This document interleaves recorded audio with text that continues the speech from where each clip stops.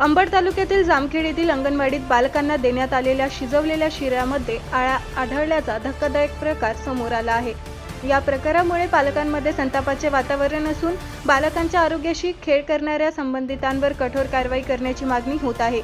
शासनाकडून बालकांना पोषण आहार देण्यासाठी कोट्यवधी रुपयांचा खर्च केला जातो, मात्र चिमुकल्यांच्या ताटातच अळ्या आढळत असतील तर पोषण आहाराची गुणवत्ता आणि त्यावर देखरेख करणाऱ्या यंत्रणेच्या कायदे पद्धतीवर गंभीर प्रश्न उपस्थित होत आहेत। विशेष म्हणजे अंगणवाडीत आहाराची गुणवत्ता, स्वच्छता, साठवणूक आणि सेविका मदतनीसांची उपस्थिती तपासण्याची जबाबदारी संबंधित पर्यवेक्षकांची असते।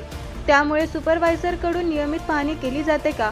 आहाराची गुणवत्ता प्रत्यक्ष तपासली जाते का, की केवळ कागदोपत्री अहवाल तयार केले जातात, असा सवाल नागरिकांकडून उपस्थित केला जात आहे।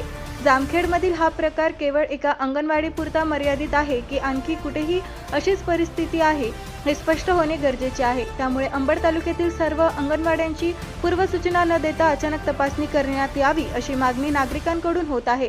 या तपासणीमध्ये पोषण आहाराचा साठा, अन्नधान्याची गुणवत्ता, पॅकिंग आणि साठवणूक, स्वयंपाकाची जागा, स्वच्छता, बालकांची उपस्थिती, पोषण आहाराच्या नोंदवह्या तसेच सेविका आणि मदतनीसांची प्रत्यक्ष उपस्थिती तपासावी, अशी मागणी आहे।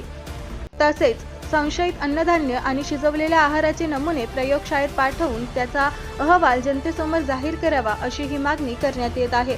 मात्र पुराव्याशिवाय कोणत्याही सेविका किंवा कर्मचाऱ्याला दोषी ठरवू नये, अशी भूमिका नागरिकांनी घेतली आहे। अन्नधान्य पुरवठादारापासून ते साठवणूक आणि वितरणापर्यंत संपूर्ण यंत्रणेची चौकशी करण्याची मागणी होत आहे। या प्रकरणाचा अहवाल दडपण्याचा प्रयत्न झाल्यास तीव्र आंदोलन छेडण्याचा इशाराही नागरिकांनी दिला आहे। आता प्रशासन या प्रकरणाची किती गांभीर्याने दखल घेते आणि अंबड तालुक्यातील अंगणवाड्यांची अचानक तपासणी कधी केली जाते, याकडे सर्वांचे लक्ष लागले आहे।